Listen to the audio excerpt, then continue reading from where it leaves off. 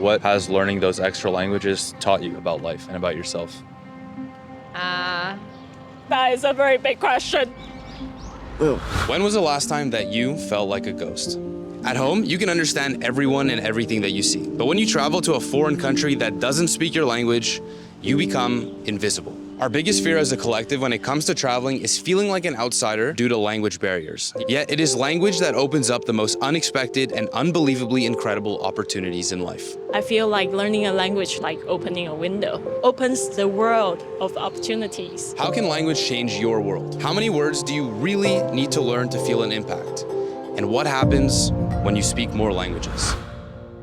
How many languages do you guys speak? 1.5. 1.5. only one. Only one? Are you happy about that? No, No? no. 3 languages. What are they? Japanese, English, and Farsi. A little bit of Spanish. Spanish and a tiny bit of Japanese. Just one. English. Generally speaking, what would motivate someone to learn a new language? Oh, travel. Want to see the world. I think also understanding other cultures. Because you can be there, but if you're not speaking their language, you're missing 90% of it, aren't you? 3 years ago, I moved to Singapore to spend 4 months living there for an exchange program. While I told everybody that it was my dream to go to Singapore, I actually always wanted to go to Japan. The difference though was that in Japan, I wouldn't understand any of the language, and in Singapore, they spoke English. The truth is, as I get older, I realize that I actually regret that decision. I didn't want to go to Japan 3 years ago because I thought I would be lonely, and ever since I've arrived a few days ago, I realize the loneliness is there. So now the question is, within 30 days, can I successfully manage to make myself less lonely? Okay, so it's day one. We just got to Tokyo, and we know nothing. We're really hungry and we're in Shimoti Kazawa, and right now we want to eat tonkatsu. So I went on Google Maps and I looked up tonkatsu, and I got a million results. The thing is, the best places aren't going to be written in English. Tonkatsu? This is tonsu shop. Okay. Okay? It's good? Good. Okay. These two guys recommended this place to go and eat. The only way they were able to look it up is because I had already downloaded the Japanese keyboard to my phone. This is prawn? Yeah. Oh, it's not tonkatsu?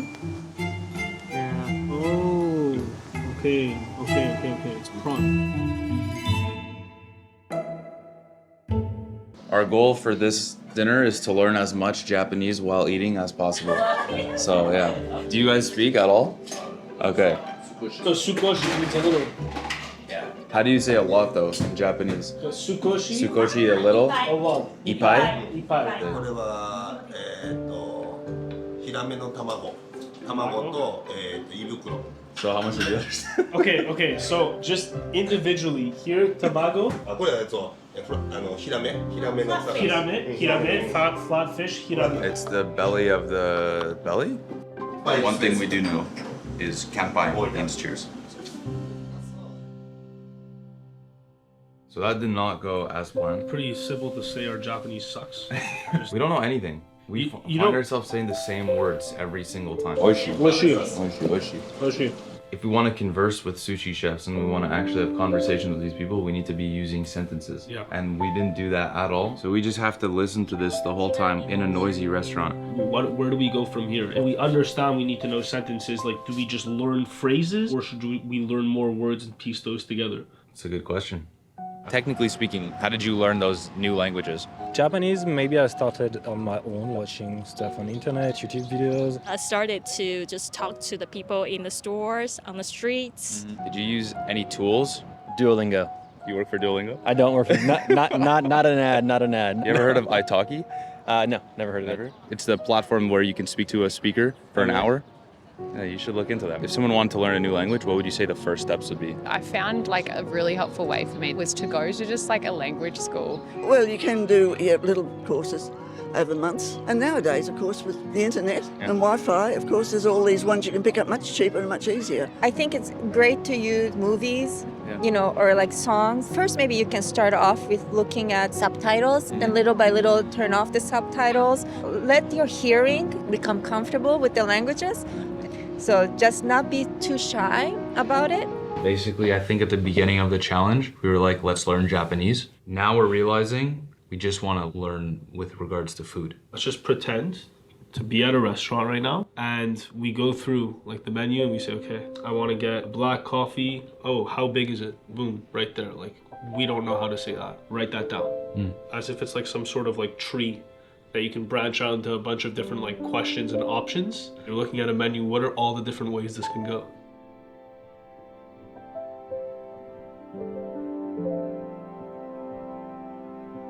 If we do this every single day and actually apply it, we can definitely get our goal. We can turn it around. Hi, Tomoko. How are you? Hi. Konnichiwa. Konnichiwa. The cool thing about italki is you can have customized one-to-one language lessons with teachers from all over the world. Tomoko is located in Japan, and I just happen to also be in Japan, but I could be back at home in Canada and could still be speaking to her and having this exact same lesson. And I know I'm learning Japanese, but at italki, you can learn over 150 different languages. There's no subscription and no commitment. I just pay by the lesson. And this lesson, this 30-minute intro lesson with Tomoko, happened to only cost $9. Watashi no namae wa will. Watashi no namae wa will. Will. そうですか。 Now, if you want to get started with italki, you can actually click the link in my description, and the first 50 users who spend $10 or more will get $5 for free. What would you say the consequences of not learning a language are? I think it unlocks creativity, so maybe you're not as creative. I think the fact is you then don't get to know the people, the base of the country. I mean, you don't need to force yourself to know 10 languages, but if you know second languages or 3 languages, the circle will expand and also broadens as well. We've experienced this somewhat, when you're in an area where you don't speak the language and no one speaks your language, it's a little lonely. Oscillating. Yeah? Do you think learning a language can cure loneliness? 100%. Language, communication, body language, everything is a part of bringing yourself together into an environment where you have similar interests or similar dialogue. And I think, not knowing a language in another country, well, you kind of feel isolated, don't you, straight away? I have to give a lot of respect to people who learn languages. It's not easy. Because the majority of the time that you're learning a language, you're alone. You're sitting at your desk, you're writing things down, taking notes, trying to memorize things. Even though you can use resources like italki, you're still stuck at home. It's very lonely. The whole point of this is to be less lonely. Now, luckily, I have this privilege of having a decent amount of followers on Instagram and on social media who live in different parts of the world. I've got a few followers who live in Tokyo, and I'm asking them if they want to meet up with me and help me learn the language. This is Hikaru. Hi. So I'm trying to learn the language here. Takashi is from here. He speaks Japanese. This is Yuka. Do you have any words that are commonly used? 私はカナダからカナダ来ました。Watashi wa Canada kara kimashita. Perfect. Yeah. Like, what can we do to enter into the culture? Well, you can always date a girl. I think that's the easiest way. We want to be able to know enough that we can walk into a ramen shop and we can order everything. Would you say besides how we look, we're Japanese? Now you know me, so I will invite you to parties. This is the moment we've been waiting for. This is the final test. So Will and I are staying purposely in this very local neighborhood in Tokyo where there's basically no foreigners besides the two of us. And just so happens that right next to where we're staying, there's a little sushi omakase restaurant. I read on the reviews, apparently the owner of this restaurant doesn't speak any English, which is perfect because we don't either tonight. Sumimasen. Open? Arigatou gozaimasu. Koko de gaikoku hito ni takusan tabete moraimasu ka? Hi? Oh, okay. She gets a lot of foreigners. 寿司を2人前作っていいですか? Hi. Yeah, hi. Onegaishimasu. Nan sai desu ka? 80歳. Oh. 80? Oh, hi. Wow. Oh my god. Arigatou gozaimasu. とても美しい料理。これは何ですか? これはいくら。いくら?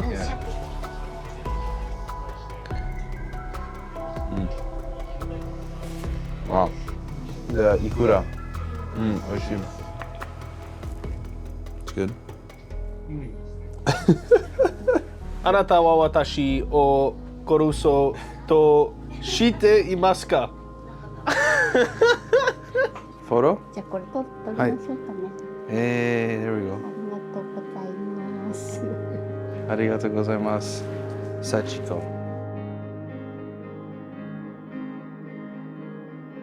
What has learning those extra languages taught you about life? Well, I think learn how to think like in a slightly different way. Each language is kind of really linked to a culture. It's not like a different way to speak, it's also kind of a different way to think, and it really helps to understand a culture of our countries. You could give a piece of advice to someone who wants to learn a new language, what would you say? Get started. Yeah. Pretty easy to do it. Whichever way you learn best, like approach it in that respect. I like to see language learning as building a house. If the foundation is good, it's no problem for me to do it alone just to build the structure. Kind of like life. Yeah, so learning a language is like learning about life. Oh, wow. Okay. Arigatou gozaimasu. Wow. I'm gonna be honest, I think if we didn't go through this whole journey of trying to learn Japanese and trying to actually acclimate to the culture, I probably never would have looked this place up and realized that it was a sushi restaurant and decided to go in. Learning more of a new language, even if it's only 50 words, can unlock so many different experiences, and that's what life's about. It's just about those little tiny interactions and experiences you can have that you would not gain access to unless you decided to get out of your comfort zone. That was awesome. Thank you so much for watching this video. If you liked it, then you're definitely gonna like this video right here. If you haven't already subscribed, please make sure to do that now. I'm Will, and as always, it's a mindset.